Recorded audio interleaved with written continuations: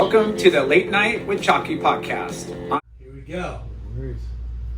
Friends and family, brothers and sisters, welcome to the Late Night with Chalky podcast. Woo! Our guest this week is from Laguna Beach, who just happens to be a 3-time United Skimboard Tour champion. I don't know what that means, but we're going to find out. But it seems fitting, right, coming from Laguna. But this hard charger pretty much rips on anything, including a skimboard, soft top, you name it. This guy's made a name for himself and is a standout. And how. Yeah, and how. And a standout at the wedge, wave pools, and just about any beach he rolls up on. You've probably seen him on edits on Beef's TV, YouTube, Instagram, or on his website. This guy embraces and defines what it's like to be a wave rider.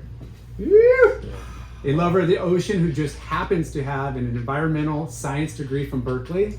Are you fucking kidding me? We got a first smell over here. Are you educated? Damn, this is quite the intro here. Are you educated? He works closely with the Surf Rider Foundation, Rob Machado Foundation, and Waves for Water. We are pumped to sit down and welcome Blair, Skid Kid, Conklin to the show. Skid Kid. Man, thank you guys. Awesome. That was quite a Did quite you an say your intro. last name right? Conklin? Conklin, he got Conklin. it. He nailed it. I thought he said Gonklin. Now, rewind. Bro, I am thoroughly impressed because I had no idea that, what did you say, 3-time skimboard champion? Yeah. Which is one thing. That's cool and all. You probably didn't even know there was a tour in skimboarding, I had right? no idea. It's crazy, dude. That's how small our sport is. Yeah. Yeah. It's a. But you also have a degree from Berkeley? Yeah, man.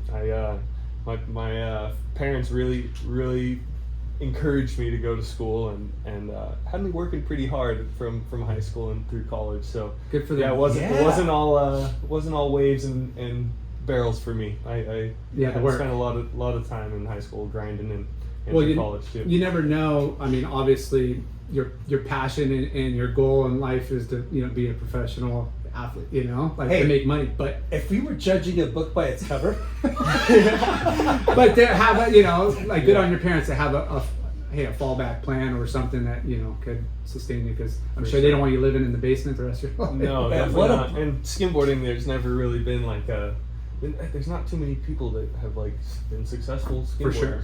There's very, very. I mean, you few. could name them on one hand Yeah. of people that we have heard of, Exactly. Yeah. right? Like, Yeah. what's that dude's name? Bill Bryan? Yeah, Bill. Exactly. And Austin Austin Keene? Yeah. and Brad Donkey Yeah. and That guy charges, right? He's not really. That's the dude that got the... big cojones. Yeah. like Big cojones award. Mex, those Mex. You can't even. Or not. Crazy. Yeah. But- those are the biggest names for sure in the sport, and especially over the past 10 years, they've kind of put skimboarding on the map, I think, Yeah. more so than it ever has been. And Bill's been kind of doing it for forever, and he was probably the first dude to really get recognition from big surf companies and kind of make it a little bit more accepted into the surfing world. Yeah. I feel like skimboarding's always been surfing's ugly sibling and kind of shunned and pushed off to the side. Which is weird because we talk almost every episode. Skateboarding gets brought up because it's something as you do living at the beach.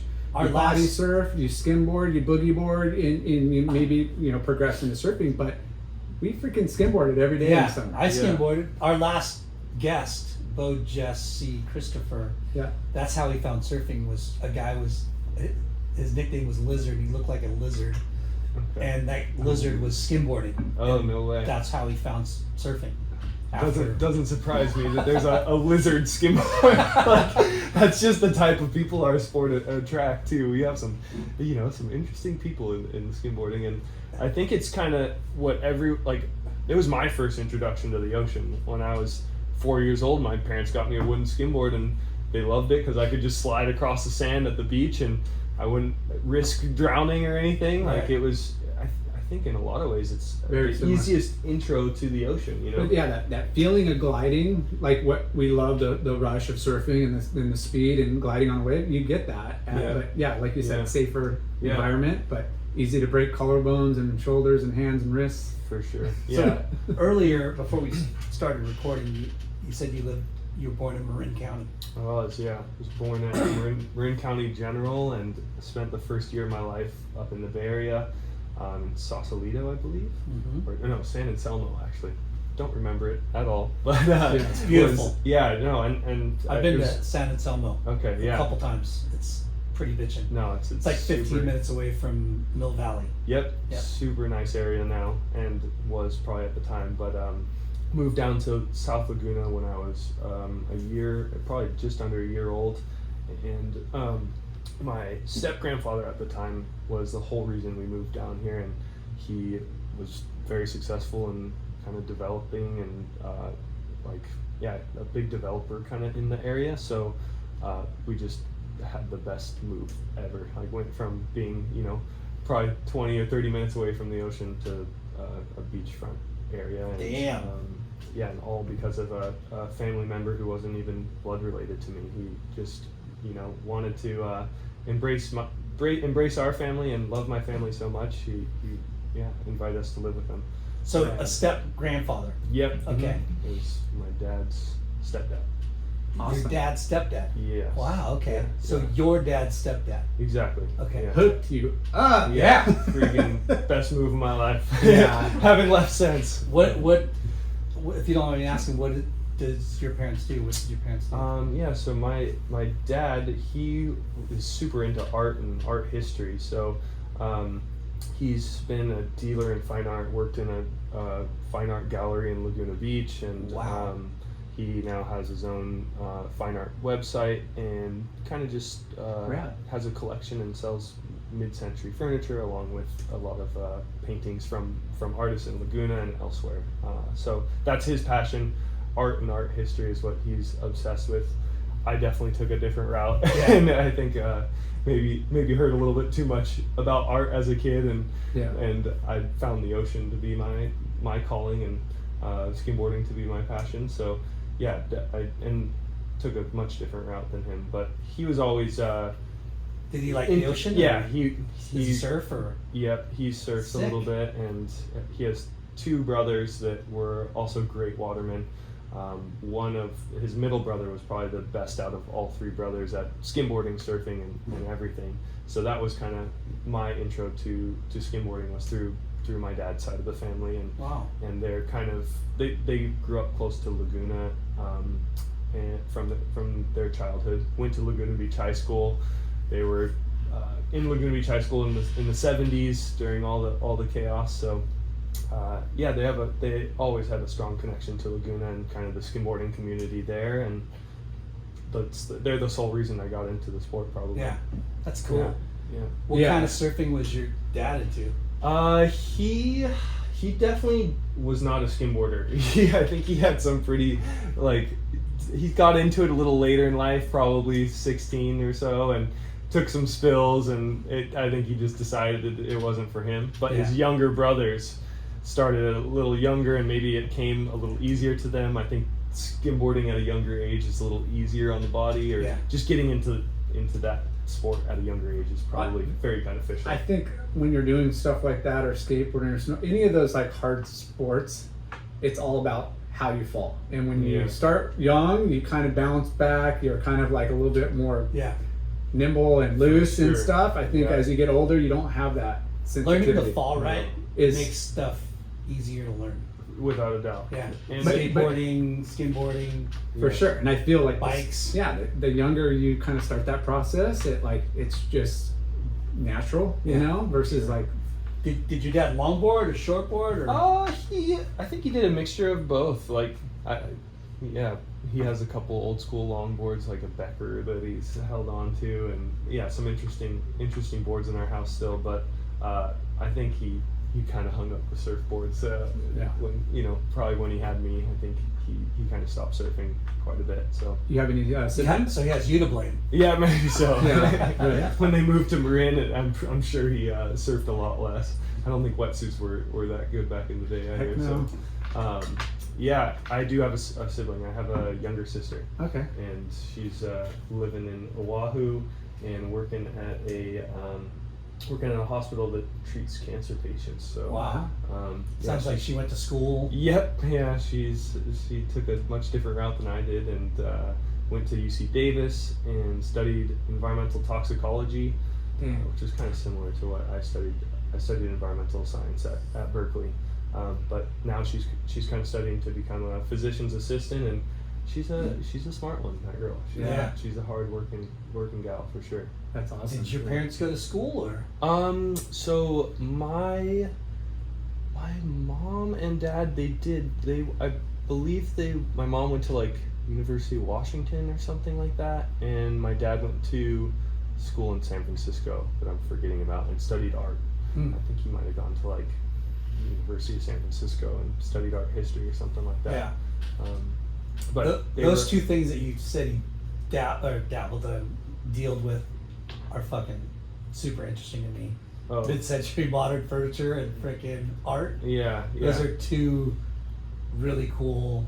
Yeah. I've always been to mid-century stuff, and Yep. I think these days too, there's a lot of like It's how every research. designer wants to decorate their houses with mid-century stuff, Yeah. or Well, like I mean- people are ripping off old mid-century Yeah. designs and making these very famous mid-century furniture artists. Yeah. They're just ripping off and- other stuff, Yeah. yeah, I don't know the names of these mid-century artists, but Yeah. fuck, the way they design, Yeah. the aesthetic and like the streamline, Pre-computer, simplicity. pre-anything. It Oh. was just straight, like, Yeah. It's timeless, like cool. For Yeah. sure, and functional stuff. Functional. That, I don't think it's ever gonna go away. Like, Yeah. Well, you think of that period, and it was like, here we are trying to fly to the moon. Like no joke. Yeah. Like that era was like, the sky's the limit. The stars are within reach, and I mean, I think they went very Yeah. untraditional. untraditional for sure. It looks Yeah. cool. I love Yeah, it too. but the lines and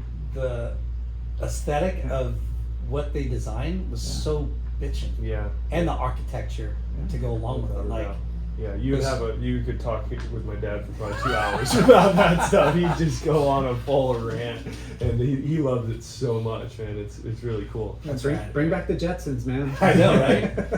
For sure. So, you were how old when you got introduced to skimboarding? Right? First. Yeah, I think I was about four or Cool. 5 when I got my first skimboard.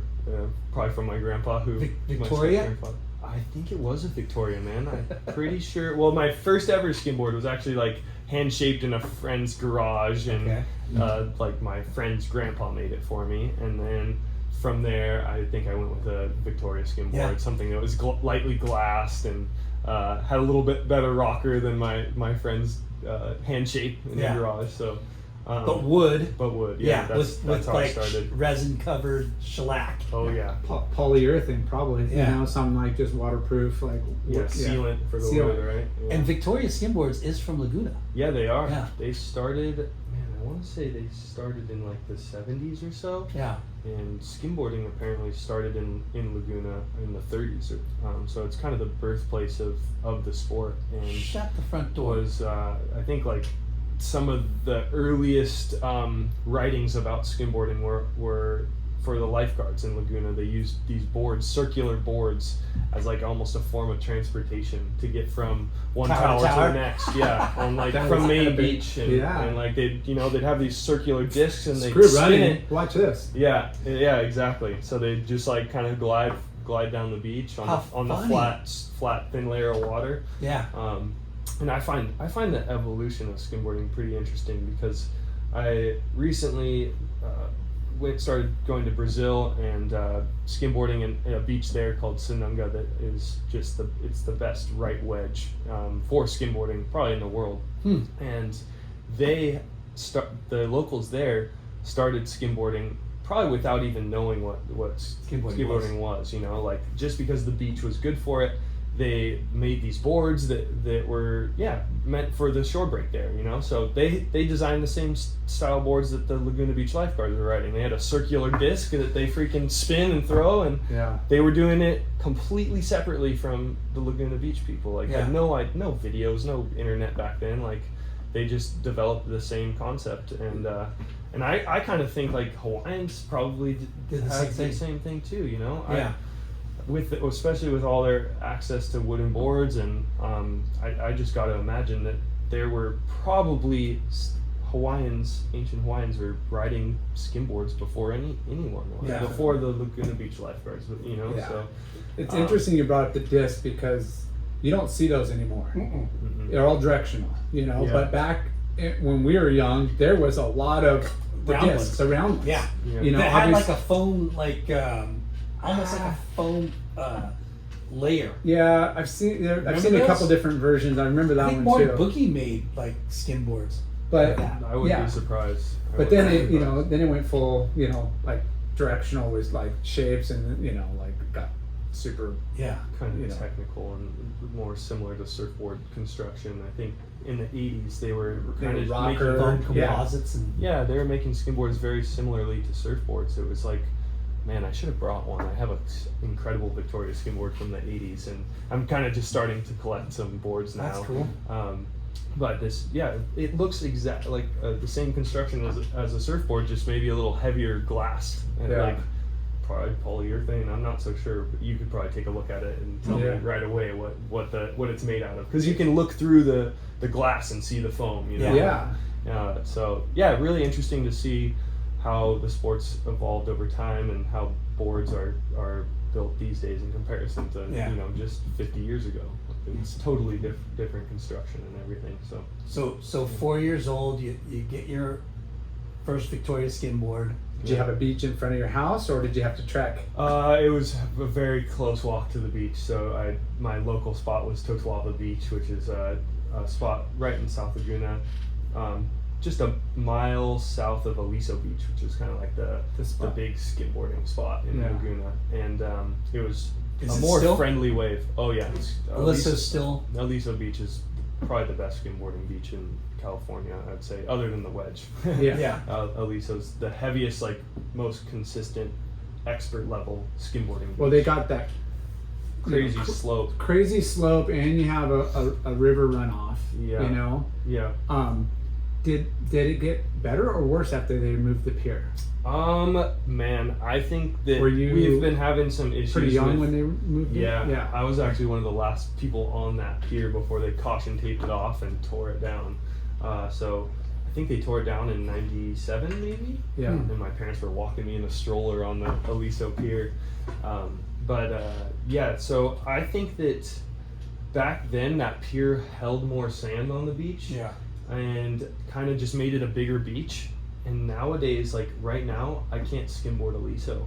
After this tropical storm that we just All the had, sand's gone. sand got ripped out, and all that's showing is the parking lot and a rock jetty, and it goes straight into the water. Wow. And that is, even like people that are much older than me said that they've never seen the beach the way it is right now. Yeah. Yeah. Well, we live in Huntington with the pier, and it definitely creates a sandbar.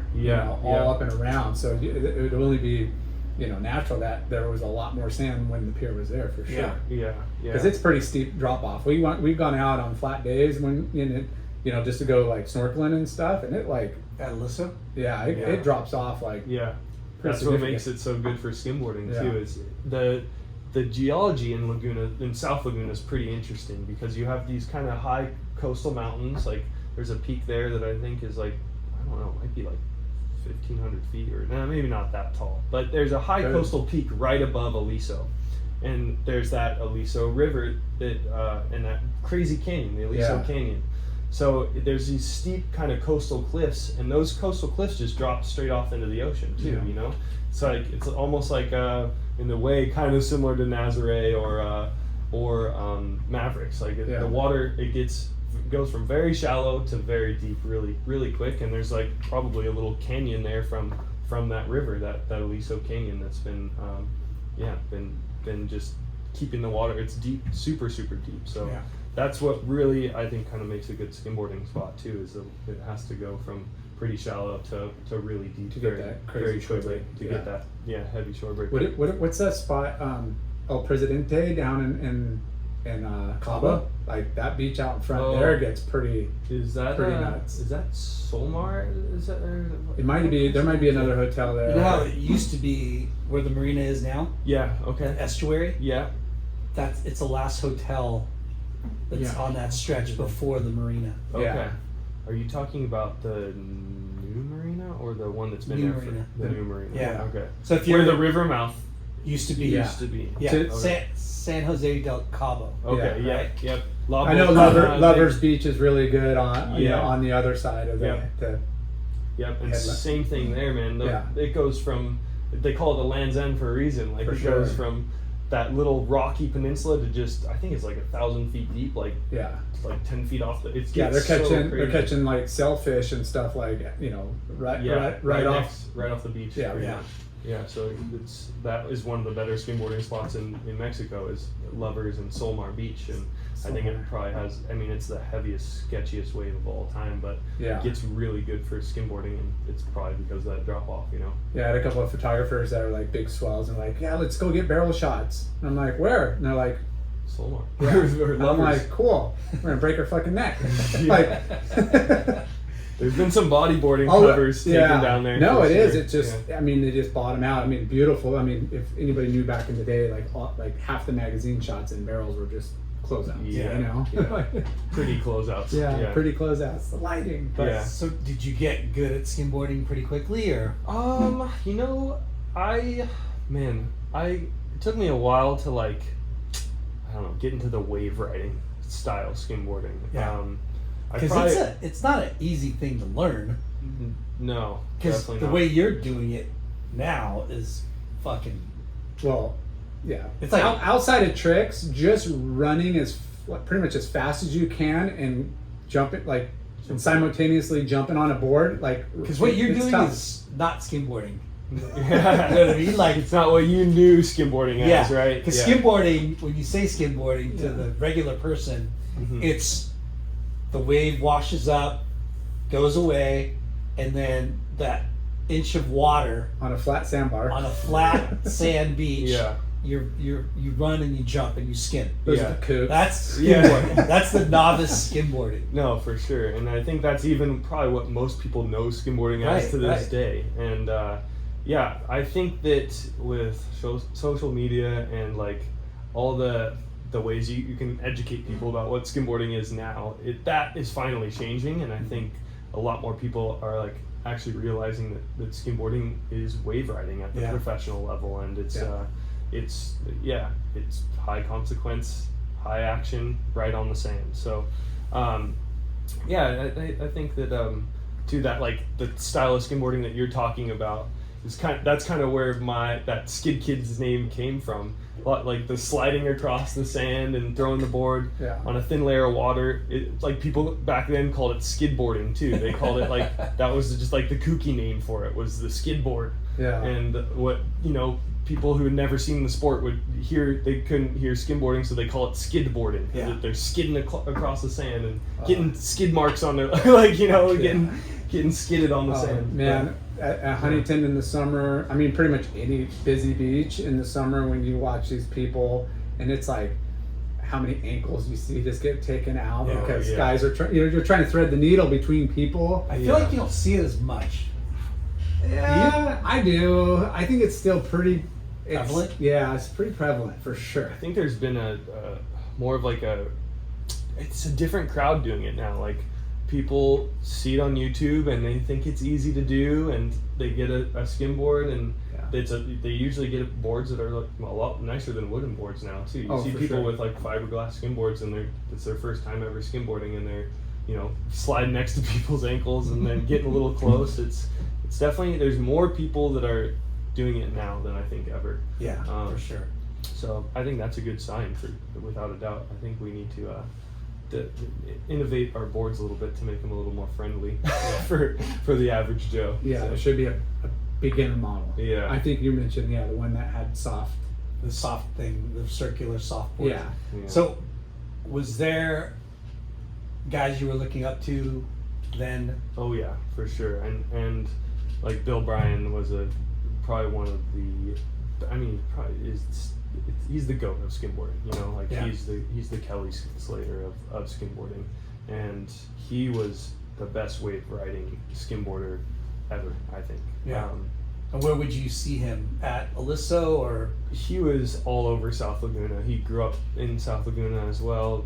he and his brother George Bryan have they were making videos before videos were big. They were making 10th Street Bros, and Bill was doing stuff back then that like surfers are now just getting like a grasp of. Like Bill, when I was probably 10 years old, went and surfed the Zambezi River and went all the way to Africa and did one of those like crazy river tours with that barreling wave. No, the Zambezi is it's a massive river in Africa that has a crazy standing wave that barrels. Like Dylan Graves and those guys. Harry Bryant, I think, was there. Yeah. I saw that video. Yeah, so they went to it, and the wave it looked a little bit more friendly than when Bill went to it back in the day. Like it all depends on the CFS and how fast the river's moving, but when Bill was there, the thing was scary, dude. Like he got probably close to a minute hold down on it. You're kidding me. He was one of the first few guys to ever surf it, and he had all this experience at the wave house, so he competed professionally at those wave house things. Standing wave with I think they call it like it's just the jets that shoot really fast, and it's a very thin layer of water. Flow rider, kind of like that technology. But he was super good at that, and that translated really well to this Zambezi River wave because it's that's kind of similar standing wave. So Bill was way ahead of his time, and I remember being a kid and like looking at watching what he was doing on a skimboard and just being absolutely dumbfounded. Like it was something that he'd just stroll along a beach and turn heads, you know, like he'd just run across a beach and skim a wave, do an air 360, land on the wave and ride back up the beach, and like he was just cruising. Like, he was that good. Yeah, was he the first guy that you saw take it from the sand onto the wave? You know, I don't think he was the first guy that I ever saw catch a wave, but I think he was the first guy that I remember being like dumbfounded by. Yeah. And because to me, that's like the evolution, right? Like that's what makes skimboarding way more than it is than skimboarding. When you fucking run your ass off. And get out to a wave that like surfers would consider like riding a wave. Surfing a fucking wave. Yeah. And to me that's so rad, and that's what makes skimboarding that much cooler is you know, from the sand to the ocean. Yeah. To it's like one of those things that you're like, whoa, who figured that out? Yeah, for sure. You know what I mean? Like, because you just made something pretty cool to something amazing. Yeah. You know what I mean? Jaw dropping, right? Yeah, like, you took it to the next level. Of like, oh my gosh, there's a whole new niche to this thing called skimboarding that turns it into, you know, surfing. But the waves they're looking for aren't waves that surfers are looking for. So you don't have this like territorial like battle where you're gonna go show up and bum everybody out. You know, you're gonna go show up to a spot that is just meant for you guys or a body surfer. You know, like that's what's cool too, because it's like, you know, we've had a lot of new type of water sports come into play, and they just come right into the lineup. As I do my SU.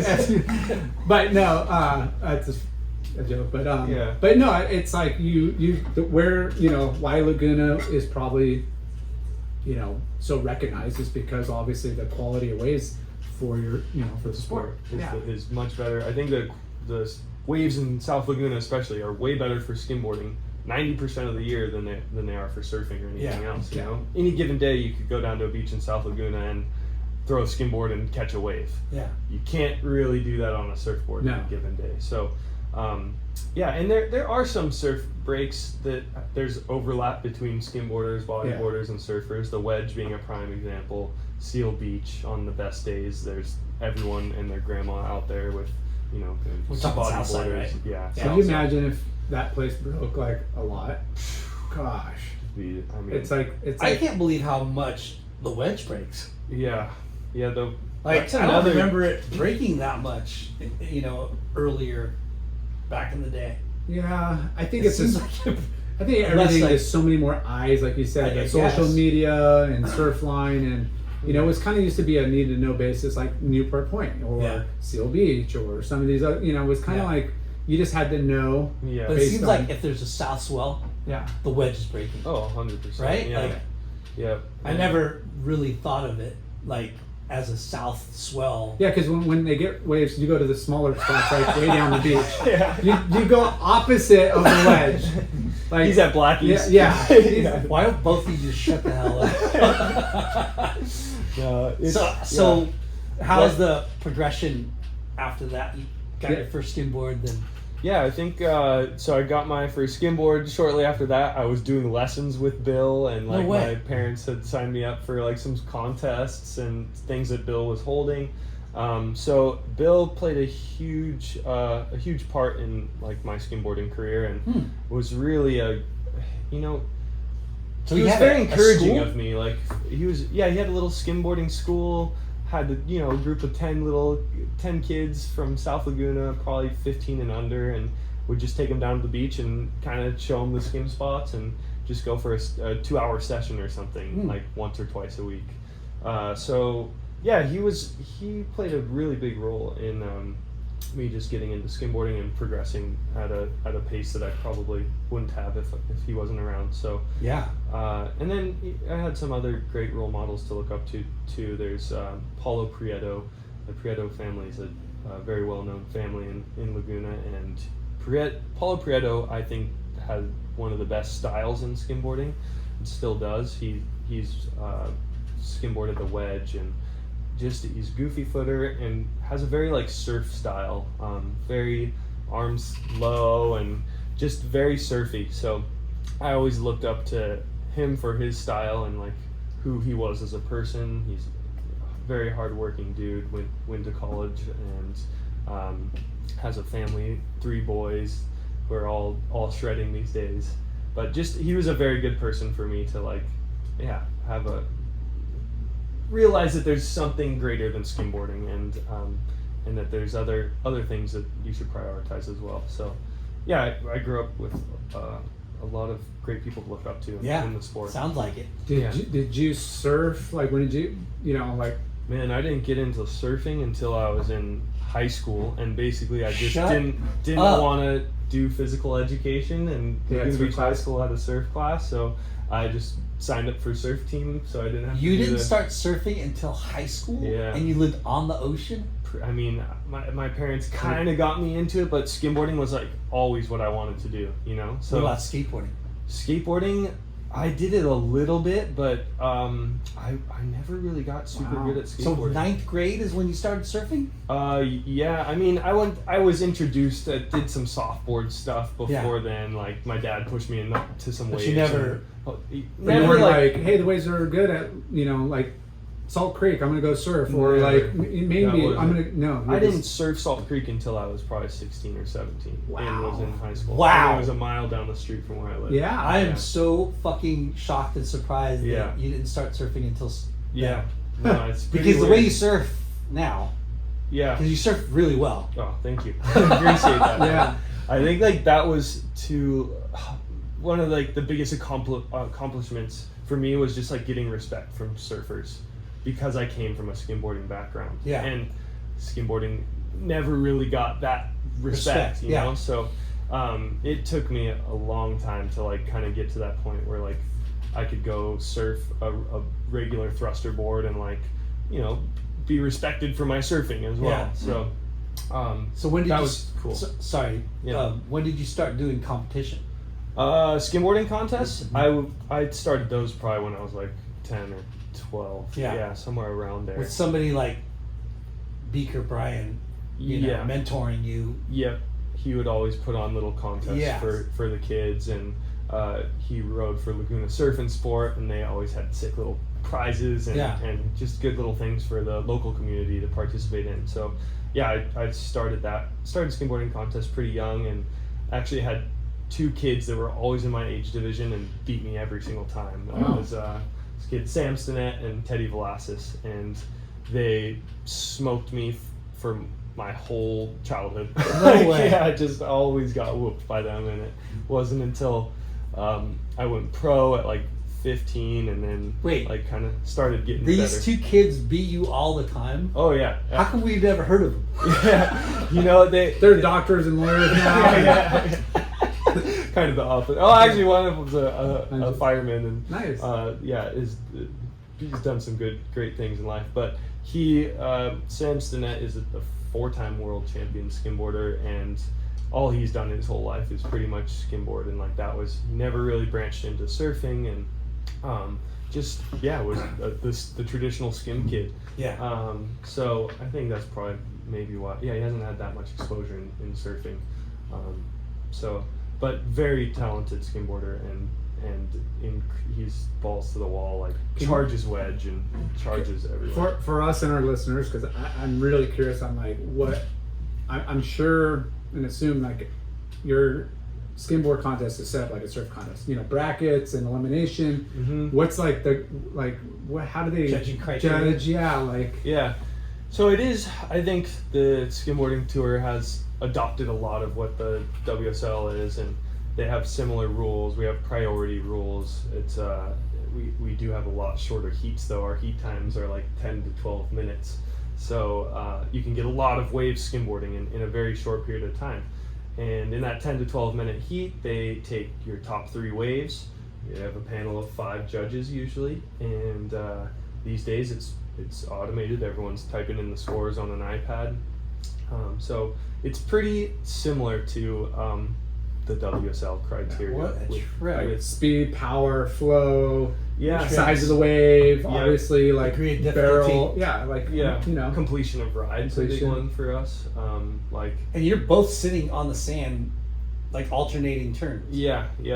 So Which is way different from surfing, but Yeah. it's kind of trippy. yeah, no, it is. And sometimes we have 3-man to 4-man heats too. So then priority gets a little iffy. But it's really a very spectator friendly sport. You know. Yes. Oh, the action packed, I would assume. Like, Yeah. I mean, if the heats are that close or that short, and you guys are catching that many waves, it's like there's no downtime. You're not No. waiting. You know. Have you ever watched a skimboard contest?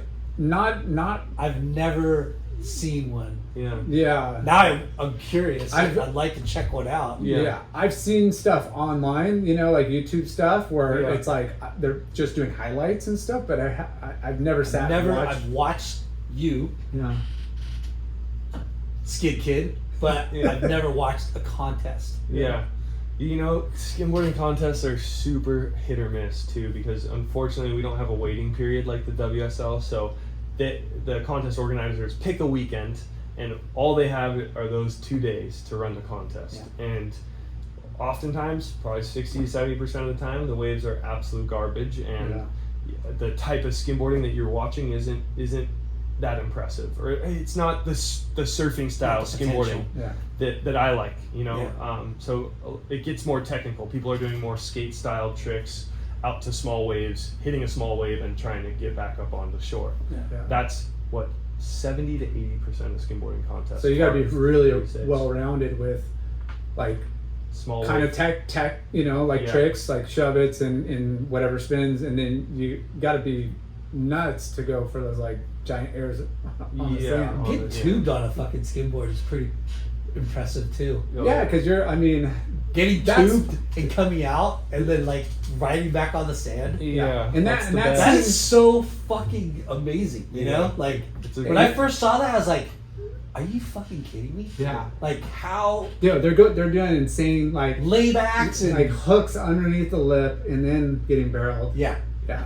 Sick. No, that's the coolest part of skimboarding for me. It was like riding a wave like a surfer and then finishing your ride on the sand. But you started from the beach too. Yeah. Like you never had to paddle your board once. Like that's the dream. yeah. That is what totally separates skimboarding and surfing. Like Yeah. from sand to ocean to sand is like Yeah. pretty Yeah. amazing. Yeah. Pretty Without fins, Yeah. you know, for the control of Yeah, now imagine if that's what you're watching in a contest. Like there's That'd be sick. maybe one contest a year where we have waves where skimboarders are doing that. Yeah. And it's the sickest thing to watch. Like, Yeah. it is super freaking entertaining. The Aliso contest, they just held I think like the first or second weekend of August.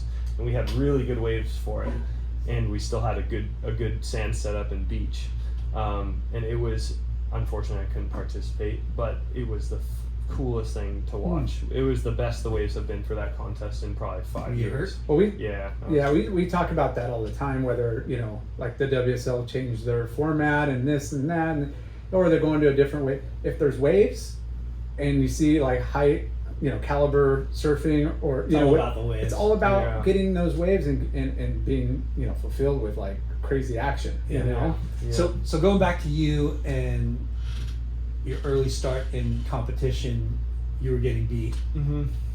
When did you finally like break that barrier? Yeah. I think so. At one point, those two kids that were beating me all the time, they went pro, and then I kind of had my age division with pretty limited competition, and I was like kind of dominating my division there. Probably when I was maybe 15 or so. Maybe 16. I was actually maybe even younger than that, because I went pro at 15. So let's say from like 14 onward, I was like dominating my age group, and then my friend Paulo Prieto, who I mentioned earlier, he really encouraged me to go pro at a time when I thought I was not ready and like way too young. And sure enough, like the small waves that we would have a lot of time for the skimboarding contest would actually benefit me, because I'm a smaller dude that can get out far and really milk a small wave. So I did pretty decent, like my first ever pro contest, and I think I made it to the quarterfinals. And who was your first sponsors? My first sponsor was Exile Skimboards, which is who I continue to ride for today. They were my first big skimboarding sponsorship. Is that normal, like a board sponsor first? Yeah, like the board sponsor kind of came first. And in skimboarding, it's actually a little bit different than in surfing. Like, I feel like the top pro surfers usually have like multiple shapers making them boards, whereas in skimboarding, like you have one sponsor, and you're getting all your boards from them.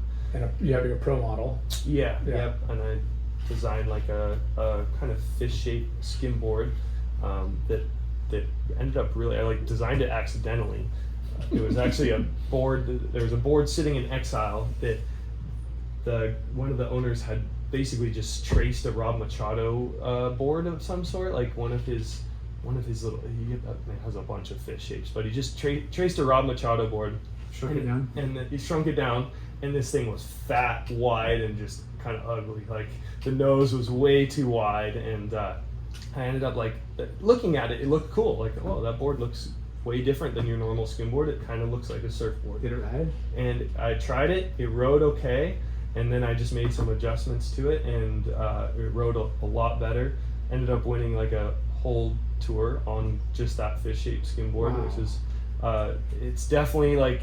There's advantages to it, and there's a lot of disadvantages to it, especially in like the small style tech field that you have to have for those small waves at a lot of the contests. So yeah, anyhow, that was a big accomplishment to like kind of design my own shape and then actually 15? Bring it to this was more recently. I think 2018, 2019. Okay. I won the tour on that fish style board, and then the board kind of like became like one of the main shapes ridden in skimboarding, which is really cool. So going pro at 15, is it getting paid from a sponsor, or just to get money in the contest? Like, how does that work? So going pro, there's no qualifying tour. Yeah. Anyone, you guys could go pro at the next skimboarding contest. Fucking going pro, Lyndon. Yeah. I'm gonna take some lessons from this guy, and I'm gonna smoke you. That's what we should do. We should have a little contest, me and you. Watch this guy. A good video. This guy would be broken. Yeah. No, I joke around with Jamie and like some surfer friends all the time. I'm like, dude, let's get you in a contest and see how you do in the pro ranks. So, you know, like Jamie's not a bad skimboarder. He could he might surprise people. So anyhow, he fucking rides unicorns. Yeah. Inflatable unicorns. So yeah, anyhow, I guess there's no qualifying tour. Yeah. So anyone can go pro, and what was your question? Yeah, just about going pro at 15. Oh, yeah. Like, is it a reason for it? You get a contract. Yeah. Hey, we're gonna pay you a little bit. Dude, there was nothing. Like, you would maybe like at that time a good if you got first place in a contest, you maybe win 2K if you're lucky. So I pretty think good, though. Yeah. I think I kind of just did it more to challenge myself and to like improve my skimboarding and. Well, if you're smoking everybody in the age group, you're like, well, I want to compete with the best, right? So yeah, you have to exactly. kind of like push push yourself. yourself. Who to else the were you sure. sponsored by? Man, I had a bunch of like little sponsors. I think Exile has really been the only sponsor that I've No kept clothing and sponsors grown with. back then. No, but I did start Laguna riding Surf and for Sport? Catch Surf. Never rode for Laguna Surf and Sport, but Catch Surf took me onto their team when I was probably 16 or 17. So you've had a long relationship. I've had what was really funny too was Catch Surf was right next to Exile Skimboards back in the day, in a little office in San Clemente, and that was how I got introduced to him. My team manager at Exile was like, "Hey, you should go check these guys out. Like, I know you kind of like surfing and riding softboards. These guys just moved in next door and they're making their softboards in their little shop here." Yeah. So went over there and met Johnny Redman and Chris Monroe, or Beefs, better known as Beefs, and Yeah. they brought me onto the team riding their little Before their clothing, finless boards, right? Yeah, It was just before their boards, clothing, yeah. it was Yeah. just their beater board was what they were really pushing back then. The finless board, and they wanted a skimboarder. A lot of the skimboarders kind of popularized that board, and has been an incredible relationship ever since. They're my biggest sponsor today, and they've been just the best supporters of me throughout my time with them. We love what they're doing. Well, yeah, You I know, mean, like- look, you got Kalani, 250,000 Johnny Redmond. viewers or followers on Instagram. This guy, you know, they better be paying you, dude. Oh, him. Yeah. They treat me really well, and just their team has grown a lot since I've been. How with them. how funny, like, you got on them because you were already riding for Exile and they were next door. Exactly. Such a weird, like, such a small world thing. Yeah. And their first boards were finless beater boards. That was their first successful board ever. Was the beater board. And then That was what you would be into in the first place. Yeah, like probably why they brought me on in the first place was like, oh, this kid is really good at riding a finless board. Let's put him on this thing and see how he does. And what? At 15. yeah, I think I was about 15 or 16 when Yeah. I first walked into there and got a little team deal with them. Yeah. Yeah. Yeah. So were they just flowing you product? Yeah, Okay. they're just flowing me product. back Was then. anybody paying for contests or? Exile Skimboards always kind of Yeah. supported my contest fees and travel fees. So I did a lot of traveling when I was young too for the United Skim Tour. There's Wow. 3 events on the East Coast and 3 events on the West Coast. So pretty much just within the country, but I traveled a good amount to all those events. And you were 14, 15 years old. Yeah, I think I had my parents traveling with me at the beginning of my professional skimboarding career. Yeah. And what was their vibe? Like, hey, like, this is awesome. Like, Yeah, they're they were- competing. You know, you're traveling. Yeah, they were Supportive? super supportive of it. I think like they just saw it as good experience for me to go travel and see the country and meet other people who live a different life than me, and I made some really good friends on the East Coast and had some just great connections out there, and then started like winning contests and making some money before I was even in probably before I was in high school. Did they say, skimboarding hey, was paying me a little bit? We gotta set some of that aside for college. Yeah, it's pretty much exactly much, that. right? Or we set a lot of it aside for future travel, you know, Yeah. for future skim related travel. Well, I mean, as a parent, you're like, I mean, nothing against video games, and you know, because you're kind of in that era where like video games are super popular and addicting to, you know, like again, video games are awesome. I'm not saying they're bad, but for parents, it's like, you know, anything you can do positive outside is like, you know, way The less screen time, the better. the better for sure. There's something about having that connection to nature that just, I don't know, I feel like you need it all humans need like a connection to nature, and I mean, for our sanity and for our well-being, you know. For sure. So you start traveling the country. Did you sign contracts or anything with anybody?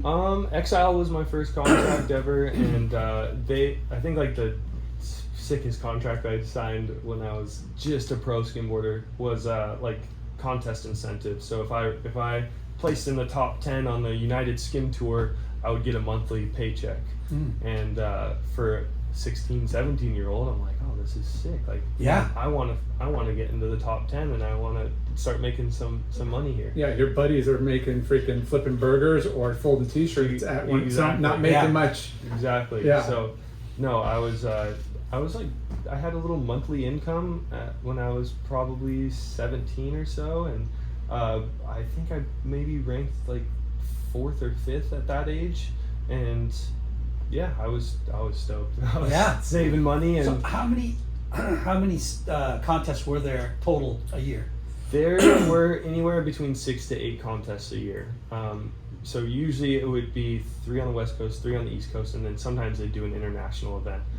So there were some in Portugal, one in Cabo, Mexico, and Portugal. Yeah, there's a pretty good little skim scene out in It's Portugal. called Nazare. It's awesome. Just toe ins. Yeah. Can you imagine the show rig there? Holy crap! It's like, Yeah. I think Nazare is actually kind of a good skimboarding spot when the waves are very small. There's good shore break right on the beach there.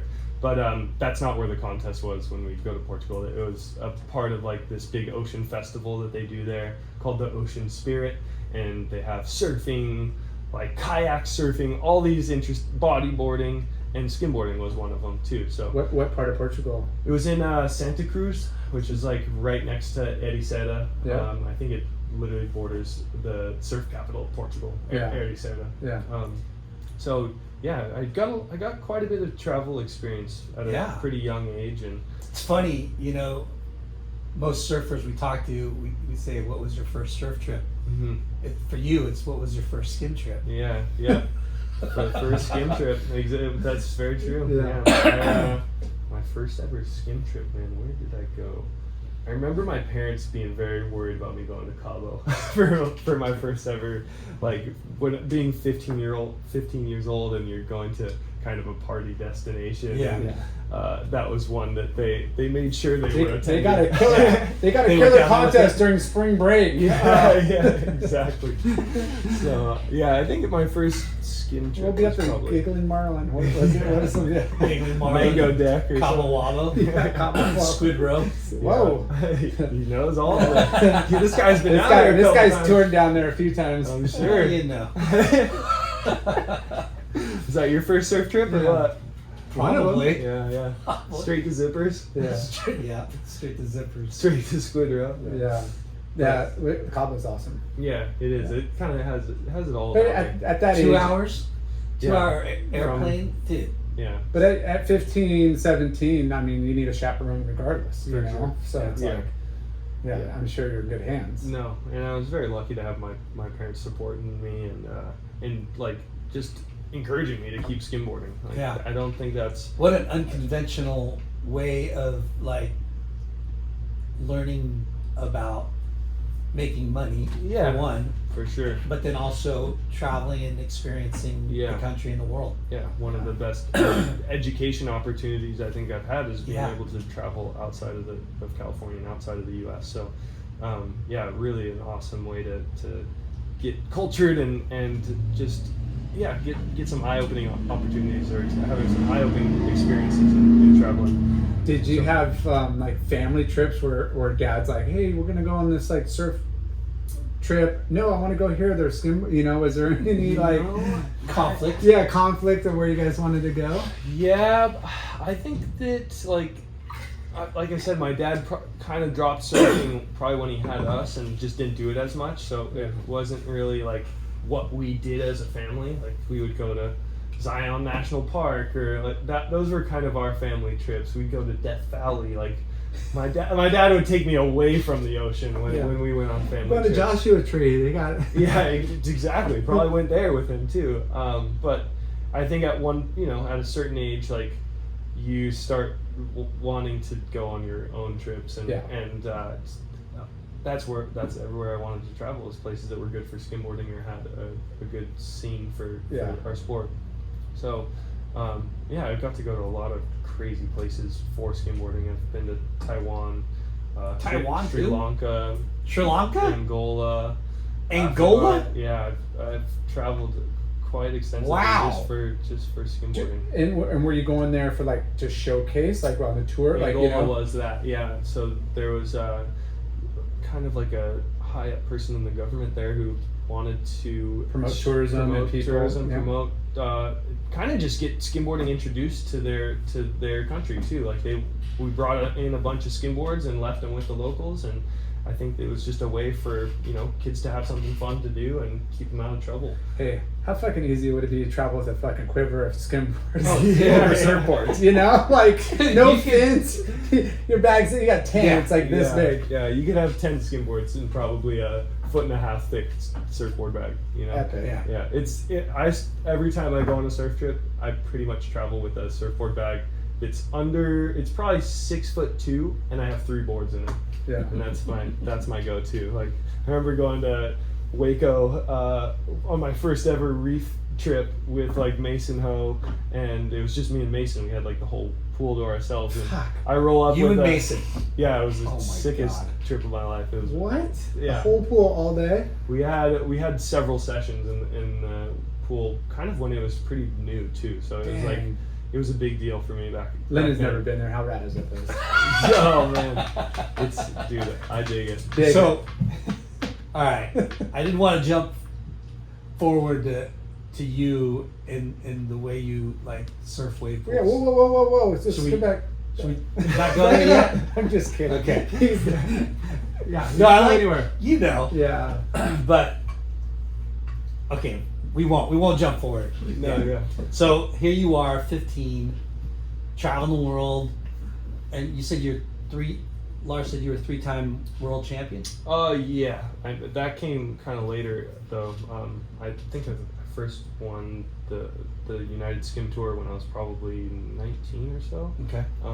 But you were doing it throughout, right? Yeah, I was doing it Through- from 15 and still doing it, man. Like this year has actually been the first year that I haven't competed on the tour, and it was because of an injury and just some other things going on. But yeah, I've been doing it for so long, and it wasn't until I went to college I won my first tour, United Skim Tour. So let's talk high school, because that's when you're pro pro skimboarder. You're 15. You're going in 9th grade. You just started surfing because of surf class. Yeah. Like, how was that like? How was 9th grade surf class? And then were you asking the school, like, how come there's not a skimboard division in this? Because you guys competed, right? I would assume like. Yeah. Went to Laguna High School? Yes, I went to Laguna Beach High School, and our high school competed against Newport, competed against Huntington, competed against San Clemente, and I think there wasn't ever like a skim team because a lot of those other schools couldn't put together a skim team. Like I don't think Huntington has enough. Like Newport has some great skimboarders now, but it would basically probably just be a Newport versus Laguna skim team. Right.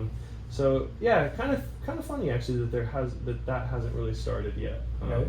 I think it is still like there's just not quite enough people doing it, and I think getting a coach and that kind of thing, a skim coach, paying a person a salary just to be a skim coach at a high school is maybe asking a little too much. But yeah, so when I first got introduced into surfing, or like when I first really started surfing a bunch, was probably in high school because of surf team, and I was basically like forced to surf. We would go to practice at Creek, and Is that where you guys would meet up in the mornings? It was Creek or Thalia. Thalia was like a little reef break in Laguna that's just pretty average. Creek is a much better consistent wave. But yeah, my surf coach, he was always like impressed with my wave reading abilities, but the fins thing threw me off big time. Like when I first stepped foot on a surfboard, like turning the thing, I felt like I was turning a longboard. Like it felt so he would always criticize my turns. Like, you need to put more like weight into it, or like kind of, and it's probably because it was maybe fins were just foreign to me at the time, so I couldn't really figure out how to do like a good turn on a surfboard throughout high school. Like I would pick a good wave and get barreled and sometimes do well in like our surfing events, and just the turning thing was always like pretty hard for me, and it's still like definitely don't have a great surfing turn. I that's something I'm always trying to work towards, is getting better at surfing and my on-rail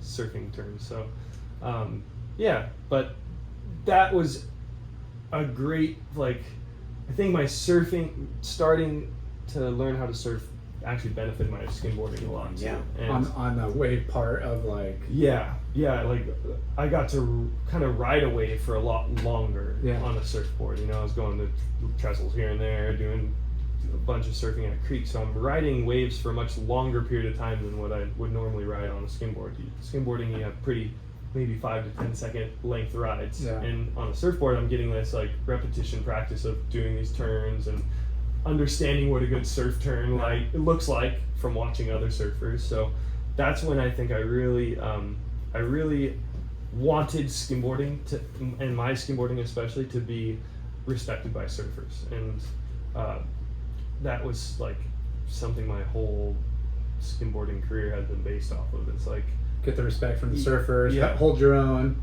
I think you've accomplished that. Yeah.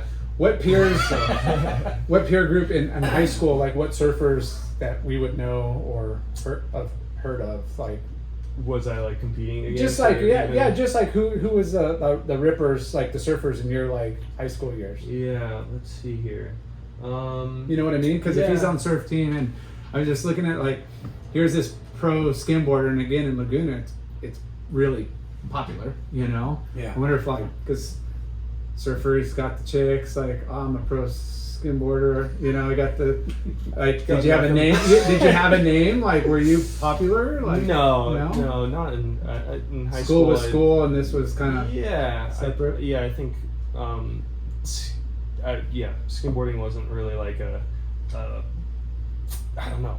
It wasn't like as popular as surfing, or like as recognized as surfing. So if you're on the surf team and winning contests, like, you're the kid at the high school, like you are someone, you know. But being a skimboarder, it wasn't that case. It wasn't that at all. But yeah, Coach Finn was my Scott Finn. He's the doctor, Dr. Finn. Yeah, just saw him at Lowers a couple weeks ago. Okay, so he was the guy who was always telling me my turn sucked. That guy, Mr. PE coach. Yeah, exactly. Great, what a dude, good gig. Yeah, so he really fired me up to get better at surfing, and then when I went to school at Berkeley, I actually ended up surfing a shit ton more than skimboarding, because the closest beach to me was Ocean Beach. So I would just go out to Ocean Beach all the time, and thankfully I had a couple of friends who lived up there and kind of helped introduce me to different parts of the beach where the sandbar is good, and and then that was like my freedom from school. Was like, if I had some time off, I'd just go out to Ocean Beach and surf, and the skimboarding waves were just not that's a fucking heavy beach break. You know, the tides and the currents and the freaking it's intimidating. Oh man, Ocean Beach is intimidating. Yeah, for sure. What was your first surfboard? My first surfboard that I remember was a Terry Sennett. Nice. Terry Sennett like shaped me a board, and it was pretty cool. I got to go in and watch him shape it, and I was like, hey, I'm a skimboarder. Like, can you make this thing kind of different so it would suit my style? And I think he just made me like a thumbtail, like nice rounded tail, and I think the board had a little bit too much volume for me. Like, even today, I prefer riding a shortboard that probably has like 26 liters, or I don't know, maybe someone on the smaller side to give you that. On the smaller side to give me that, like, more of a He's still young. He's still young. I can't wait. We have this podcast revisit in a few years. He's like, man, I add another half liter. It's a freaking killer board. For sure. But so that, I think, was my first ever surfboard, was a Terry Sennett. That's cool. Yeah, and I got to watch him hand shape it and everything, which is rad. Yeah. So, I mean, it makes you appreciate like the talent those shapers have. When you watch like that and you're in the shaping room and you see what they do, it's just it's wild. Yeah, it was funny. I think I actually had a board that I brought in to Terry Sennett, and I'm like, this thing isn't working for me. And he looked at the board, and it was like I think it was a Lost or something. It was just a factory cut board, and the tail on it was a fish, and it was lopsided. Like, there was like one of the wings was a little higher, like it was an asymmetrical when it didn't. Yeah. I supposed mean, to be. and it was something he looked at and noticed in no time. Exactly, And I yeah. had been riding the thing for months and had no idea. Yeah. So it was, really weird. Laura always tells a story. One of the best sports he's ever had. Was lobster.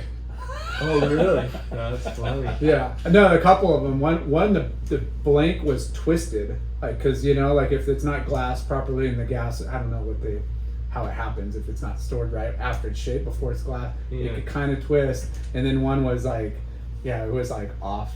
Huh. I'm like, can you replicate that? And like, I don't know. I don't even know how this thing like works that good, but That's it's crazy. Just, yeah, Was it better at going right or left?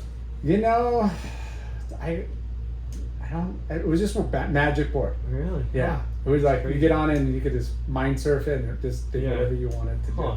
Great. So it had like concave, or not concave, but I guess it would be like, maybe it was more concave on one side of the board than the yeah, other. I mean we're not symmetrical, especially when we're surfing. Yeah, like yeah. your body mechanics and I mean some surfer and shapers have really dialed in like on that concept of Yeah. changing your toe edge versus your heel edge and stuff, but Ryan Birch and yeah, people like that. but yeah, I don't know. It's way too technical for me. Yeah, I would just hand the board to a guy like this worked or it didn't. Like, can you make a lot of these? yeah, Right? yeah. So were you always pretty studious and smart, or? No. I mean, I actually struggled with dyslexia and went from first to sixth grade. I went to a school that specialized in helping kids with dyslexia. So school was never easy for me, and I even high school, man. Like, I enjoyed high school, but it was difficult, and I wasn't by any means a straight A student.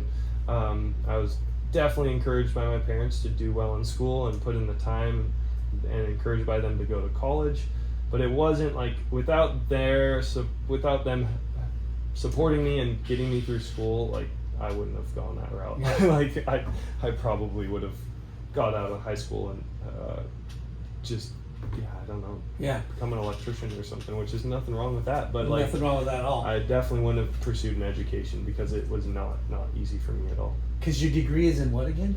I studied environmental science. Yeah. Yeah, and it was something I was really interested in going into school. I'm like, I would love to learn more about, just Environment, yeah, ocean, environment, whatever. ocean, and things world. that were immediate connections to me. So, Yeah. and it was a good school for it too. So A lot of big words in that. Berkeley. Yeah. Berkeley's like one of the most. I didn't even know how to spell Berkeley when I first got in there, man. It's a weird freaking spelling too, man. I literally remember like, holy shit, I got into gotta look around, Berkeley. where is it? How do I spell this? Like, it was a tricky one to spell. Berkeley. No Did more. you seek out that school, or? No. So that was like my reach school. That was like when I was applying to UC schools. I'm like, screw it. Want the beach. I'm just gonna Santa yeah. Barbara, San Diego, Yeah, like Point much- Loma. UC Santa Yeah. Cruz. I think I applied to a bunch, even UC Irvine. Didn't get into a single UC school except for UC Berkeley, and it was by far the best school I got into. I got into like maybe Pepperdine, and paying $60K a year or whatever that is just not an option. So ended up going to the best public school in California, arguably, and basically because it was my only option. Like, it was Great option, though. yeah. No, I would have loved to have gone to UC Santa Cruz. I probably would have spent way less time on my studies than surfing or skimboarding if I got into there. So Yeah. I think it was All worked meant out. to be all worked out. And what was kind of crazy too is so my step grandfather, who invited me to live with him, or invited my family to live with him in Laguna. We always called him Grandpa Bear. He's Barry Brief was his name, Grandpa Bear, and he passed away while I was in high school, and then shortly after I got into Berkeley, the Golden Bears. It was too good to be true. It was pretty surreal at the time. Like, yeah, it was like him sending me this Yeah. opportunity. Pretty awesome. That's killer. Well, that's awesome. I mean, to go to college is a huge feat. Accomplishment. And then to graduate is a huge accomplishment. Yeah. And I know you have it on the back burner now while you're pursuing your you know, professional dreams, but I mean, it's great to have something to fall back on. Without a doubt. And I don't even think I use the skills that I gleaned from there in my day-to-day basis still, you know, and I think it's a big reason why I have brands that want to support me and why I work well with certain companies, or work well with my sponsors. Like everything that I learned from pursuing a college education, I apply to my relationships these days, and just the people skills you get from being at college, and the diversity that you're exposed to being at a public school. It's something that I use in my day-to-day basis. So yeah, it was really a great opportunity for me, and I couldn't imagine where I'd be at without that education. What kind of job would you be looking for with a degree from there? Like what would be your, like, you know, career path? When I graduated, I was actually doing some interviewing for environmental consulting jobs, and like had a couple interviews, and it was like hounding people to like try to get a job, to get an entry-level job at a desk. Like I had to like follow up like 3 times after an interview, and then like maybe I'd get a response. And it got to a point where I was just like, I don't know if I really want to go into this right out of school, and I'm trying, and my parents are encouraging me to go get a job in what I studied, and like I kind of just saw that like the skimboarding thing was working for me. I had catch surf that like I had got my first legit contract from, and was you know, making enough money to like support myself, and and it was working. So I decided, like, screw this, I'm going to take a break from school and pursuing what I learned in college, and I'm going to put all my eggs into this skimboarding basket and just see what happens.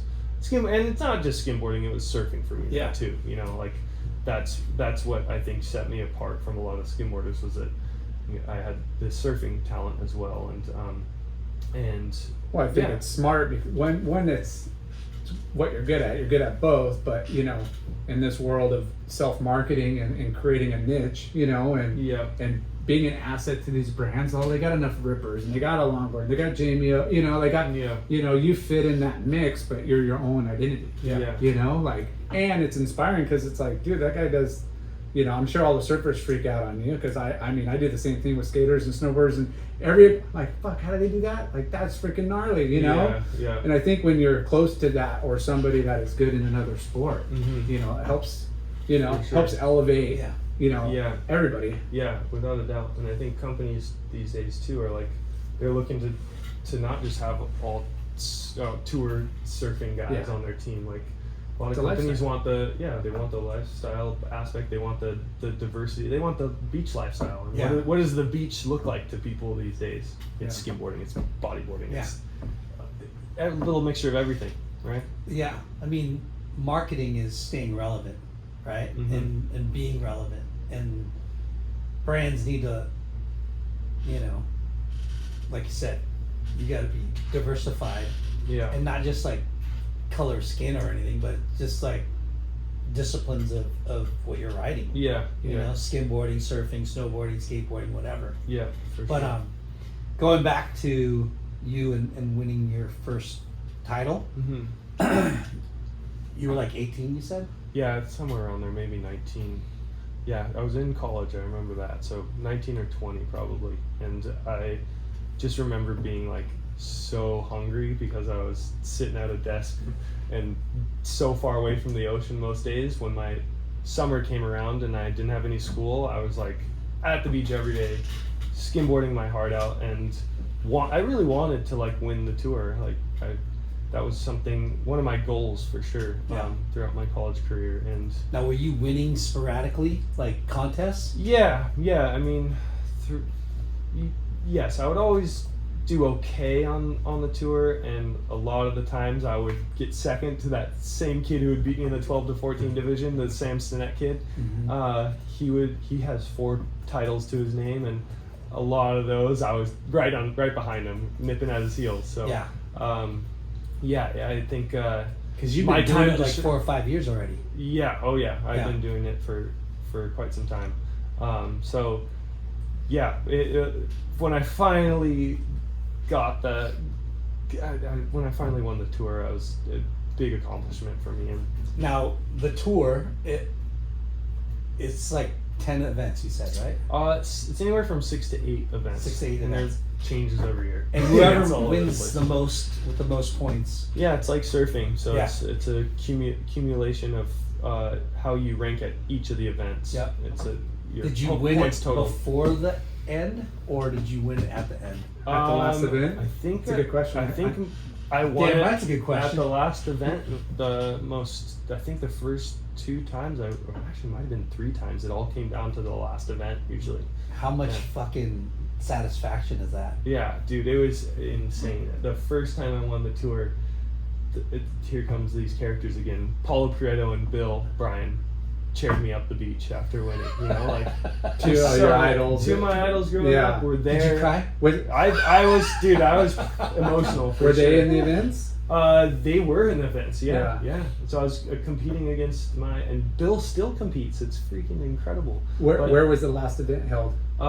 It's always held at A Street in Newport, Wow. at Balboa Pier, and it's actually this weekend. The contest, it's tomorrow. The last contest of the United Skim Tour starts tomorrow at A Street. You gonna go No down way. there, sign some autographs, and hang out? I'm gonna probably go hang out. Yeah, I'm gonna go root on my Do a friends little and- little vlog down there. You You know, know, maybe so. I don't even think I'm just gonna go down and enjoy it. just yeah. heckle from the pier. Exactly.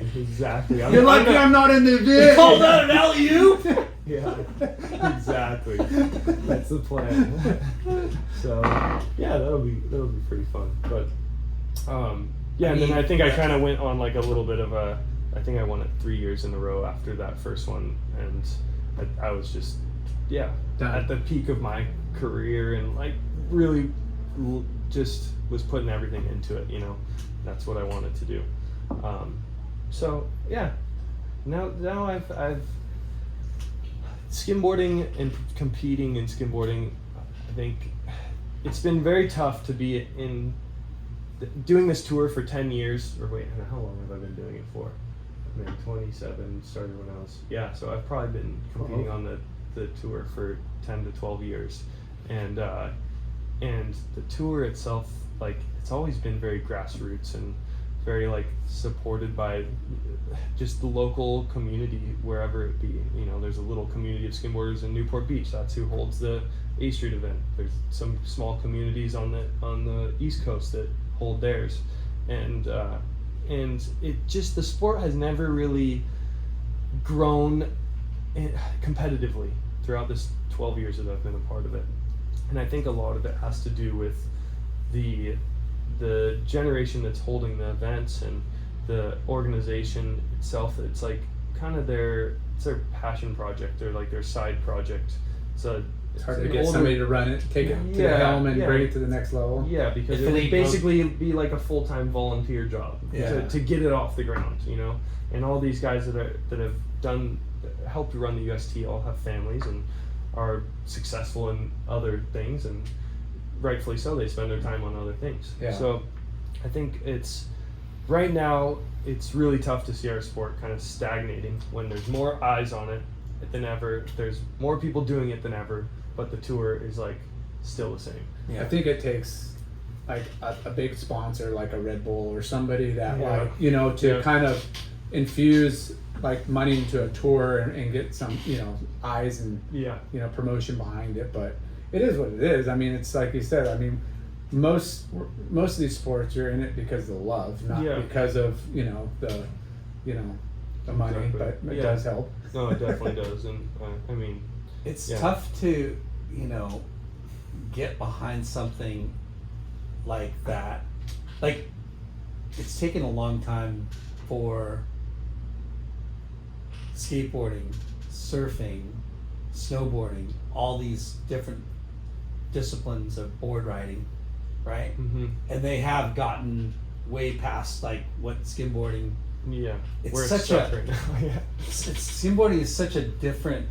I could see it becoming more than like what you say, like Yeah. that it is. Homegrown. But you do have to have somebody that fucking just puts a lot of marketing money into it. Yeah. Right? And it does. Like, I think that's the biggest thing is we haven't had like a Red Bull or like even a WSL step in and be like, hey, we want to throw 3 events, and that's all I think it takes. Yes. yeah. I think with the help of like a Red Bull or a WSL, they deal with all the permitting, they deal with a lot of the organization around. I mean, that's what they're doing. They're marketing machines, you know, and they know how to, you know, grease the wheel, you know, Yeah. and get things done. For sure. But yeah, I mean, it's just, I brought it up because I'm like, You're I not would be- sponsored by Red Bull? No, You should be. I'd be stoked to, you know, Because watch Red Bull, a specialty event with like the best guys in a with good waves. in a good waves and you a watch time Red frame. Bull TV? That's where I think it could totally sit. Yeah. like- Fucking dude, Yeah. Red Bull TV is pretty amazing. The content Yep. and the diversity of content that they Yeah. have, For sure. and all the things that you would be interested in. Yeah. Like every once in a while, I'll get on there and just get like, whoa! Yeah. Well, you You look can at, watch that here. I mean, you look Yeah. at wakeboarding, you know, which kind of is nichey and similar, but Yeah. it's massive. It's you know, way massive. Yeah, it's a massive sport, you know, because Yeah. of all the lakes and everywhere. But The you know, boats. like it wasn't a full mainstream sport. It was pretty nichey, but it just like they got the right money, they got the boat money behind it, Yeah. and other sponsors, and then you know the equipment, and it blew up. You know, Yeah. it's like Yeah. I feel like this has. You know, maybe it's never going to get to any of those levels, but it should be represented in a way that highlights the best in the world. Yeah. I totally think agree. though you guys, as a not sport but as a activity, you and Have brought so much eyes on Beaker here. and Donkey and freaking Austin.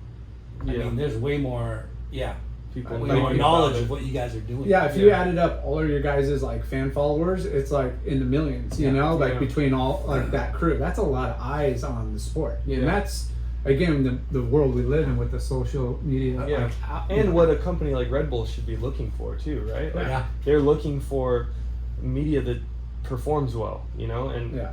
that's You could skimboarding. package it. Like Yeah. skimboarding Yeah. media and content, like for whatever reason, does crazy, and that's Dude. how like I've grown a big following is just from posting simple skimboarding clips, and it Why? looks so relatable to people because it looks kind of easy when the best guys do it, you know.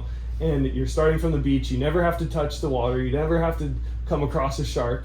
Like to the average person who lives in inland or something, like that's what they probably want to do when they Yeah. first get to the beach. People So- probably hate me if I say this, but think about if you did this. Mm-hmm. But one to kick off the whole thing, right? A specialty event. Mm-hmm. Skid Kid, Mm-hmm. J.O.B., Ben Gravy, Yeah. you three icons of fucking soft top skimboard. Lonnie Rob. Yeah. Well, not even Kalani Rob, but just you three, Yeah. right? Because you guys are like the stars of today. For You know what I sure. mean? Like as far as like, I'm surprised I'm getting put in that pool. That's pretty crazy. dude, are you kidding me? Like Yeah. you three are like vlog like superstars. Mm-hmm. You know what I mean? Like, but you're also like kind of that niche of soft boards and Softboard, skimboarding and Yeah. that kind of The like weird type of surfing, I guess. weird right? type of surfing. Alternative. Alternative. surfing, in a sense. I don't like the way that sounds, but Alternative. yeah. But Weird- but you know what I weird- mean? If weird's you did, cool, but no, if I you know. did a kickoff event with skimboarding kind of like the thing, Mm-hmm. and you did it at the Wedge or you did it Yeah. Cabo or wherever, Yeah. holy shit, you could kickstart. Yeah. And there'd probably be some people that want to Oh watch my that. gosh, Yeah, right? For sure. Because I'd want to watch that. Yeah. You know, and I know like, No, I brought it up because it's definitely. oh, you brought it up. when we were when we were talking about like showcasing it, it's like if it was packaged right, it'd be super appealing Yeah. because of And the that's high caliber of Bro. It's exciting. There'd Okay, probably be that's- like a fair amount of people that'd come down just to watch it if it was Now- publicized correctly, you know? Like I don't know how Wedge isn't just there isn't just a freaking huge a invite. skimboard contest. Yeah. And- There's never been a contest at Wedge in my lifetime. Like No. it's You probably permitting can't. through the For report sure. is just You it's not probably a go. could though. I don't think so. They're too dangerous. Okay. Yeah. Neighbors. So Yeah. what I wanted to start talking about earlier. But there was, sorry to interrupt real quick. There was a really incredible skimboarding contest held at that wedge in Brazil. And to this day, I think it was the coolest skimboarding contest I've ever I'm witnessed. gonna I've have been to a part Google of that one. But yeah, it's called Sanunga. So if you Sanunga. look up on YouTube the Sanunga UST. So Sununga is how you spell it. And so this cove is like an amphitheater. It's the theater for skimboarding. There's these waves that are hitting a rock wall, a natural rock wall on one side of the beach, and they're ricocheting off this rock wall, and there's just wedges, peaks along this entire little cove. So they're on the right day, there's a bunch of spectators on the beach. The entire beach is filled, and skimboarders are catching a wave from one side of the cove, connecting a wedge, hopping the peak, going to the next peak, and like all the way down the beach. And it's one of the coolest, Ubatuba. weirdest waves Ubatuba? around. Yeah. Around Ubatuba. Yeah. It's in So- Ubatuba. So, okay.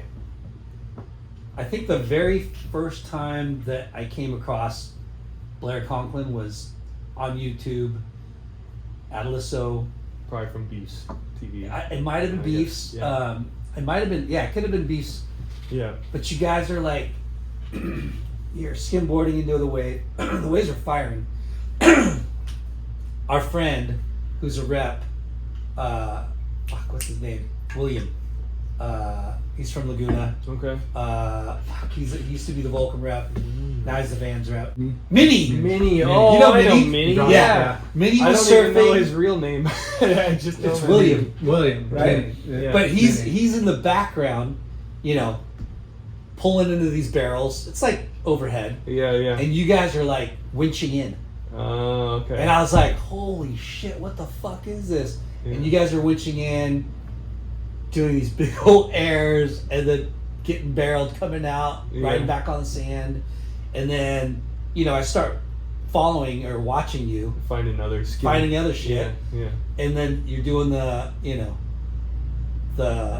river breaks, and you're Yeah. surfing the little thing. Yep. And I'm just like, wow, who are these guys? You know? Yeah. And then you just start doing more and more shit, like in skimboarding, and I'm just like, wow, this kid's like crazy talented, and he's got good style, right? Appreciate that. And you're doing like weird, crazy technical shit Yeah. on land, onto the ocean, back onto the land. Yeah. And then you start seeing you with Kalani Rob with the catch surf thing, Yep. and then you're at the Palm Springs. There's Wave two pool. guys Yeah. that have blown me away that surf Palm Springs pool. Mason Ho, right? Yeah, that guy's an animal. And then you, Oh, thank you. the winching in and jumping over the Yeah. throwaway wave, Four runner. and then whipping and then into the barrel, and then Yeah. dude, Because that wave suits like their style because it's like so shallow and hollow, right? Yeah. And that I'm wave sure sucks. Yeah. Like That you have to was- be really good to Oh, surf yeah, that wave. for It's- sure. You have to be really fucking good. No, it looks so tough, It's- but like the fact that you know how to fit like that turn and that curve inside that, like it's a Yeah. dry slab like Yeah. on a freaking concrete. It sucks for me, guys, not for everybody else. But that wave is so tough, it is. and yeah. what you guys were doing, Well, Dude. yeah, it was. holy yeah. shit! We can't wait till it really opens up. Yeah, No. Yeah. I think that pool is going to be incredible. it's gonna be And, incredible. I got Kalani a big thank you for getting me in there, and like that was kind of the winch thing, and bringing a winch to a wave pool is something I had tried before at Waco, and like it never worked out. They had like a beat up gas winch at Waco that we couldn't start, and like we went through all these freaking hassles, and then Kalani opened up his wave pool, and within the first week or two of being there, he's like, Blair, get in here, set up your freaking winch. I know these guys that have a winch that has a remote throttle on it, so like he like just set everything up for me and like gave me the day to just do whatever the hell I wanted. Yeah. And it was the most fun I've ever had on a board to this day. I think like I had this new technology winch where there's a remote throttle on the actual handle, and so no one has to run the winch for me. Like So you just gotta go set it up, and then you have a controller. yeah, and I have Holy a crap. controller on the handle, and so like I get to freaking control how fast I'm going. Like Do you have What- fins on the board? no No fins, yeah. fins for the for the skim stuff that I did there, and it was like it blew my mind though. The surfing and like what skimboarding was to me, I thought was gonna like change forever after doing the winch and the wave pool thing, because Yeah. you know you're no longer like relying on this wave to generate your speed. You have a remote throttle that's like giving you all the speed you could possibly need. Like they can form a little wedge section that you can just boost off of Yeah. and do an air going 30 miles an hour. So I think that still is kind of like the future, and like where kind of these wave pools are going to go. Like I think every wave pool is going to have a winch set up at it, and Yeah, and that could be another like contest format. yeah, You know. it's something I'm working on. Right. Your idea you shared earlier is like something that I really want Sick. to make happen with just having like an invitational, and maybe doing like we're not going to give away Yeah. too much about it, but Yeah. No, I think Well, something I'm working on. Yeah, it's a way to stay relevant, and it's the future, but it's also like, you know, paying it forward too, because you get to like invite a lot of your peers, a lot of the people that Yeah. you respect, that, you know, it's not selfish, it's at all, and you know, inclusive, you Yeah. know, which, And if you could pull it off, it'll be when sick. did they start doing the crazy rad side wave into the wedge wave? Has that been When did going- skimboarders start doing that? Yeah. I think that goes back quite a ways. Like wedge was the first side wave that I think like maybe wedge or 10th Street.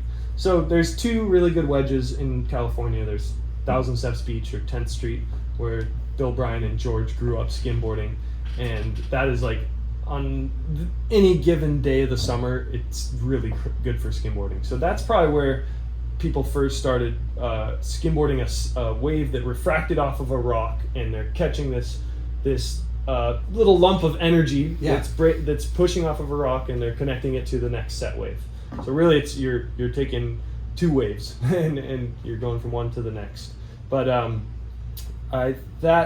then people skimboarders started discovering wedge probably in the 80s or 90s, and realized that like the first south swells of the year where it was just the best skimboarding wave ever. Like you could not even have to drop your board, and because the slope of the beach there is so steep, you just slide down the slope and into this little side wave that's coming off the jetty, and then you can connect a 6 to 8 foot like proper tube.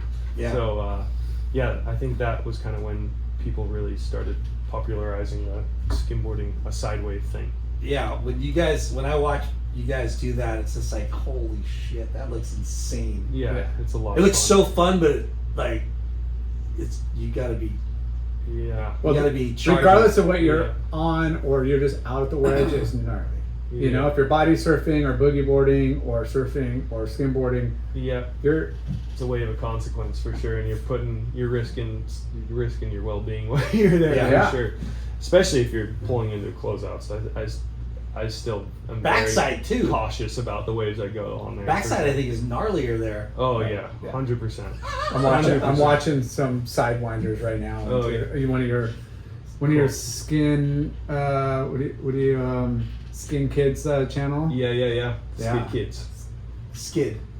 Close enough. Did I say skin? Sorry. You said you're thinking of porn. I was just like, these guys I are might going want to into search like, skin kids. yeah, these guys are going into like. I started following Blair on Skin Kids. This is so. I mean, you guys. Kind of inappropriate. Yeah, they do have what's it's on. yeah, that's true. You're getting a freaking shitload of views. Holy crap! Like a lot of Yeah. people He's watch this. pretty big time. He's big time. Yeah, Beefs is like kind of the guy who he really encouraged me to start a YouTube channel, and it started out like he filmed me a couple days at Aliso. This is my team manager for Catch Surf, right? And it was a way for him to like, you know, market some softboards and do his whole thing. But he filmed some skimboarding when it was good, and like some of his most viral videos were skimboarding Aliso. Yeah. And then I'm like, I kind of realized like, shit, I should be doing this. Yeah. Like, I should start a channel. And so yeah, he's been all very supportive of me doing that. And man, am I glad that I did, because it's, yeah, having a channel that's grown to almost 500,000 subscribers now, and just the endorsements and kind of cool things that have come from that have like Yeah. made me be able to skimboard professionally and successful. You're an entrepreneur, bro. Oh, dude, Yeah, he's got his own website with product, and I love it. It's No, awesome it's- what you're doing. Now I went to Berkeley and became a capitalist pig. Once I got the feel of being able to like do what I love for and Make a make living. a living off It's of a it. great like, American never dream, wanted to bro. go back, man. Yeah. It was so, Mixing so business lucky. with pleasure. But Yeah. sometimes you know it's Are you good kidding to, me? Yeah. good to go down those routes to where it's like, you know, I know what it's going to be like to be, you know, a scientist or, you know, environmentalist Yeah. or whatever. Yep. And I can make money, and I could, you know, it's cool because it's interesting, but like there's nothing like making money off your passion. No. You know, like Yeah. Well, And if you work extra hard at it. well, too. you're working hard. I mean, what you're doing and putting up, you know, these channels and running a website and clothing, it's a full time. It's a yeah. full-time job. Yeah. And, you know, honestly, like, you're a capitalist, but there's nothing wrong with, like, making money and paying it forward, too. Yeah. No. And that's what no. you're kind of talking about, trying to elevate the sport Yeah. and get more eyes on it. Yep. Yeah, I think that's really what's next for me too, is like trying to figure out how to make a legit tour for skimboarding where Yeah. like I have a platform for the next generation where they don't have to make a YouTube channel to make a living off of skimboarding. Maybe that it's more similar to surfing, and that you have 30 professional athletes that can make a full career off of competing on a tour or something like that. So Yeah. that's kind of, I hope, where the sport goes. Like even right now, there's even less than 1% of the professional skimboarders on tour are making a living off of skimboarding. You know, or actually, that's all they do. Yeah. And crazy. like Austin Keene was probably the first skimboarder to like really do Go well mainstream. for himself Yeah. and go mainstream. Hmm. With his like skimboarding style stunts, and got featured on like ESPN and all this stuff. Kind of when I was in college, I'm like, holy shit, like this guy's going big time, and he's now like when I finished college, he was doing very good, very well, just Yeah. off of skimboarding. So yeah, there's someone who is successful in doing it, and glad I kind of followed in those footsteps and just followed my passion. Yeah. But took a much different approach to it than Austin, I think, and my like crossover into surfing is probably what really he really helped me grow too. So yeah.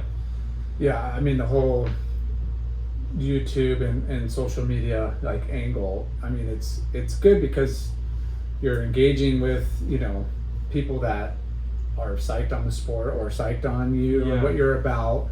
But you know, it gives you a chance to kind of like, you know, build, like you said, like a revenue stream. Yeah. You know, because I mean we live in a world of, you know, content, and YouTube is fucking huge. Yeah. Like it's all my kids watch. Yeah. You know, unless That's all I watch. like Yeah. It's pretty.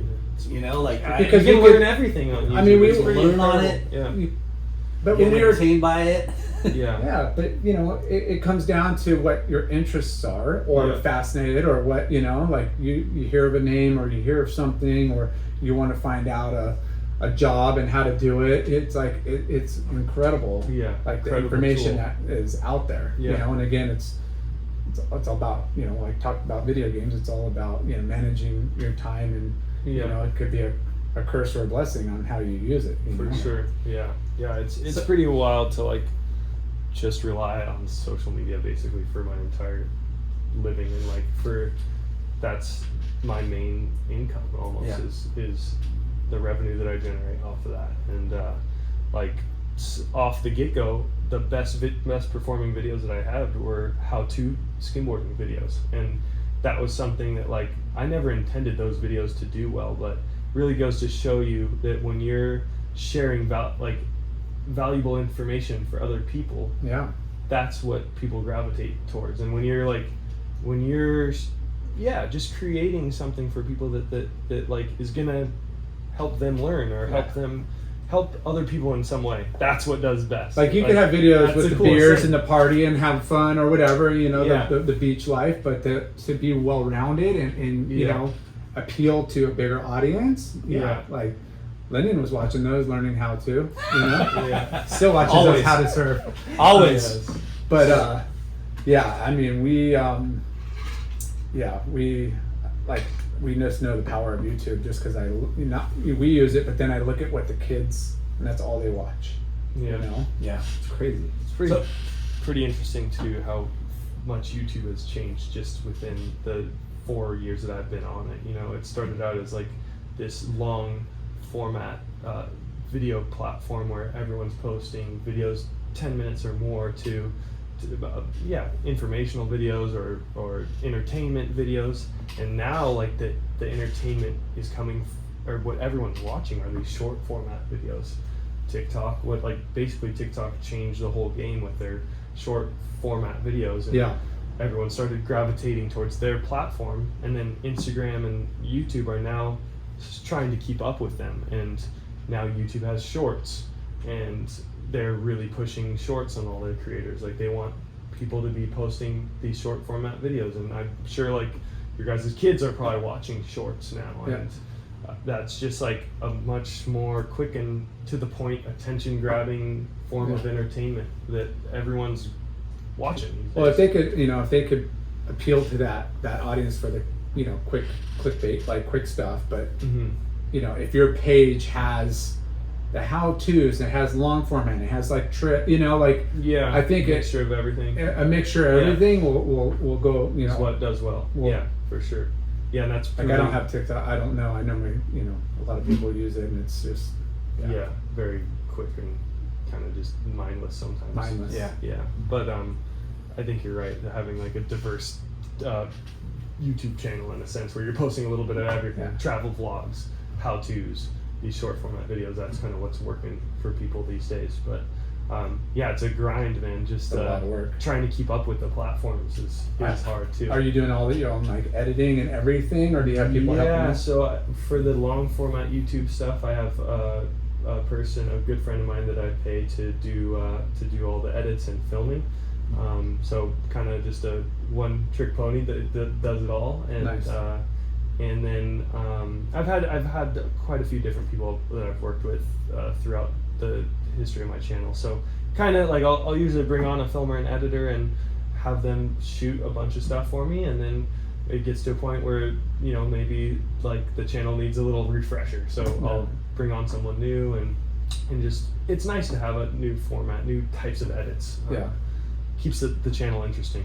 So Fresh. Yeah, exactly. So, who are your sponsors today? Catch Surf, Yeah. Exile Still, Yep. Exile is still my What did main. you just say? Exile, He's close that- enough. Exile. Yeah. Yeah. Something like that. Yeah, so Catch Surf is my main supporter. Reef Sandals Reef. is Sick. also a great one. And then Icy Sunglasses as well. So Nice. those are my top sponsors at the moment, and Exile continues to support me.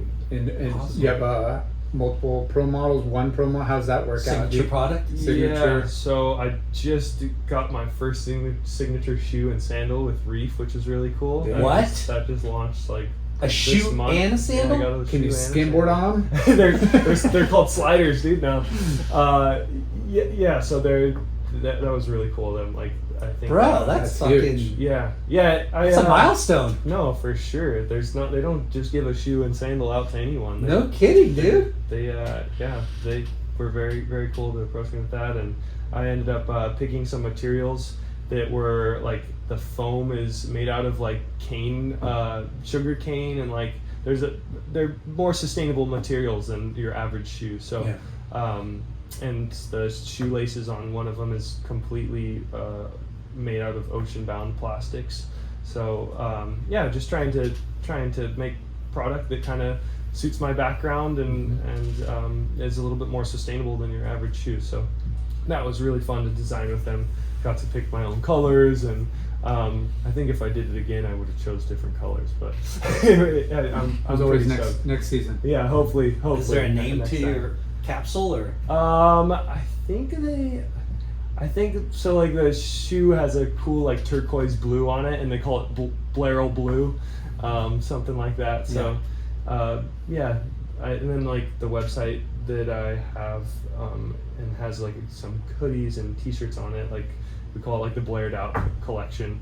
So and I'm putting everything on the website that these companies have collaborated with me on. So like the shoe that I did with Reef, I'm going to put that under my Blaired Out umbrella, and under that collection. And the sunglasses that I have with IC, I'll carry those on my website. And it's really fun for So me. you have Like an IC signature model too? I do, yeah. And Look at got this to, guy. Got to pick That's that one. where the out. money's at. Royalties, No, man. Professional Hustler. skimboarder or professional, what do you call yourself? Oh man, I would say these days I'm like, yeah, I'm hustling to freaking make it in skimboarding, dude. Like, you got to. There's really not too many people that I have in the past. So, and to live in Laguna and freaking be a skimboarder is not cheap. So, yeah, I'm definitely hustling, and it's going incredibly well. Something I would have never imagined. Like coming out of college and like struggling to figure out what the heck I'm gonna do, and now seeing myself just 4 or 5 years later is insane. I thought this would never happen. So Hey, really cool. You're in your 20s. You're just a kid. You're just a Yeah. kid and you're living the great American dream, dude. You I are. know, it's pretty You're a pretty awesome. Freaking accidental entrepreneur. Yeah, exactly. know? That's what I should call myself, because did not have any interest in business going to school. Like we used to make fun of like the people in like the business department at Berkeley, like that we called them like hossholes because they're in like Haas business school, and like they were kind of the assholes, like just like, and in hindsight, freak, I wish I had a little bit more bit more insight into running a business, and probably be better off, but now I'm learning the hard way. So And you do stuff for Surfrider Foundation and Rob Machado, and tell us about some of the other. So I've done a little bit of volunteer work with Surfrider, and a lot of the stuff that I do with them is actually through Reef. So Cool. Reef is a big supporter of Surfrider, and they get me involved in certain Surfrider missions. Like they do a big beach cleanup after the 4th of July every year, and that's like a big movement for them. Just educating about ocean plastics and how to prevent more plastics from ending up on our beaches. And another campaign that I started working on with them, and I think has kind of slowed down since COVID, but they had a really cool initiative around the Tijuana River and all the pollution and all the it's a big contributor to plastics in our ocean, and as well as sewage and like horrible bacteria counts in that thing. Horrible. Most of the time. So in the winter, like what is it, Mission Beach down there? I think it's closed like 300 days out of the year because of how polluted the water is, and because of bacteria measurements. So they're trying to figure out a way to kind of collaborate between the Mexican government and the U.S. government and figure out a way to really just like clean this thing up and Tijuana sloths. Yeah, man, it's pretty disgusting, and it's a tricky problem too, because most of the river is on the Mexican side of the border, but then it flushes into the ocean on the U.S. side of the border. So it's really both to tackle the problem. Yeah, exactly. So hopefully I'll do more work on that in the future, and that's something that I find very interesting and I think would be very passionate and educating about. That's a cool. It's a sad issue, but something that I would like to help out with in any way I can. So and then that's pretty much most of the like environmental work that I'm doing at the moment. and yeah, surf riders got some pretty cool things going. Nice. Yeah. What about catch surf? What Yeah. Anything in the pipeline that they plans with them? So they've been doing that Foam Wreckers tour now with Red Bull, and I've been participating in that for the last 2 years. It's pretty cool tour to be on. Like it's all about stoking out the people, and it's not so much about like riders showcasing their talent. Like I go there, and a lot of times I just like watch and get to watch everyone goof off and have a good time, and I'm the judge. Like I get to judge on who's having the most fun. So that's spinning the wheel, and that's how they figure out which boards to ride. Yeah, it's fucking genius. Yeah, pretty cool concept. It's a great way to like showcase different models. Yeah. You got all the models on it, and it keeps it fair. Yeah, without a doubt. And it's literally like the surfers that are making it through the heats are like they don't have to be the best surfer out there. Like they're people that are like, maybe he did the biggest pearl of the entire event and he made it through his heat because like he made everyone laugh and put a smile on everyone's face, you know. So it's a much more like fun contest format, and just a pretty cool thing to be a part of for me. So there's actually one at Sandy Beach coming up in November. Ooh. So that'll be their first foam wrecker event at Sandy's Beach, which is a great shore break. Oh my gosh! I'm pretty frothing to go to that one. That one will be really fun. But yeah, a lot of cool stuff in the works with Catch Surf, and they have a whole line of my surfboards, and I got to develop a boog skim with them, like the first ever kind of skimboard boogie board hybrid, like more friendly thing to learn how to skimboard on. Yeah. Trying to make it more accessible to the masses, right? So who's better at boogie surfing? Ooh, You or Kalani? Yeah. Kalani didn't get the #1 bodyboarder name for nothing, man. He's pretty gnarly at the stand up, dude. He is. He's the Tressel's bodyboarding club, man. But I think you could dethrone him, dude. You know, I don't even think I can. I mean, dude. there's your second specialty event. Yeah. Him at that Kalani lowers versus left is Blair. like He's pretty nuts on a boogie. Yeah. Stand up boogie boarding, he's pretty sick. It's pretty sick. Yeah, no, he's a hoot to surf with, man. He's such a fun. So talk about Energizer Bunny. Yeah, talk about just having fun and putting smiles on people's faces. That's him. It makes me envious of that whole vibe of the catch surf vibe that's going on right now. Yeah. You know, like it was funny because when it exploded, we all like, oh, you know, not we, but like people like, oh, it's just a trend, soft top, you know. Yeah. And it's like, no way, man.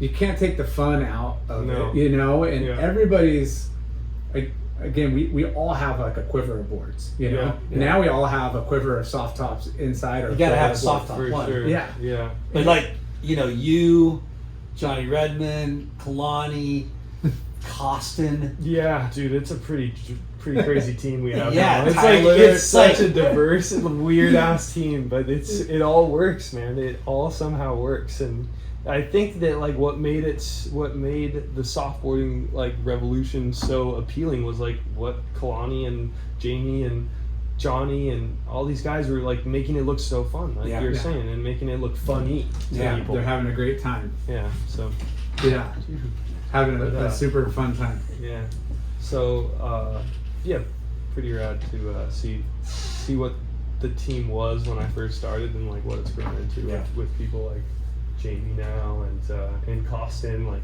those are big names in their respective sports. And well, you watch it and you're like, guys are ripping, guys are clowning, guys are, you know, purling like you said, or they're doing something wild and crazy good. Yeah. But at the end of the day, it looks like I wish I was there right now. Yeah. Like every time you watch it, I'm like, I want to be there. They look at it and have so much freaking fun. Yeah. Well, for sure. Yeah, like the fun aspect is one thing, but then you have Jamie O'Brien who's getting fucking barreled. Yeah. On a soft top. Yeah. He's Big putting doggy. some legitimacy behind, like some serious legitimacy. And then they have you with your fucking crazy aerial wizardry, and you know, like it's a really cool mix of not only talents, right? Talent, but personalities and like the whole thing. Oh, for sure. I mean, Costin being part of that whole thing. Yeah. Who is like one of the most, prolific skateboarders ever. Yeah. And here he is hanging out with you guys. Yeah, so rad. It's like His kid's all into skimming right now too, which is Yeah. super sick. What's it's his kid's name? Finn Costin. Yeah. Finn's the man. He's a so cool. He's a cool dude. I love the Costin family. They're incredible. Just an awesome group of humans to have around. Yeah. And in the mix these days. It's Yeah. really, really cool. Group of awesome humans. Yeah, and entrepreneurs, man. I think Yeah. Dude. Costin has done over his career has been pretty incredible. Yeah. With the barracks and everything, pretty awesome to see what he's built. He's been a pretty good capitalist. yeah. Right? That's one way to put it. Yeah. No. Well, shoot, Well, dude. we wish you the best, man, and we're big fans, and Yeah. we're stoked that you were able to come sit down and tell Yeah. us your story. And Man, thank you guys for. And- So what's your website again? Just BlairConklin.com is Okay. or you can search Blaired Out, one of those things. And then the YouTube channel is YouTube channel, The Skid Kids. Skid Kid. Yeah. not Skid skin, Kid. Yeah, not yeah. skin. skid. Skid Kid. Like a car Yeah. skidding out. And I mean, yeah, I was just there's tons of good videos on there. Yeah. I haven't watched the how to, Yeah. but I will. Yeah. and get yourself a bug skim and get out there, dude. Never too late.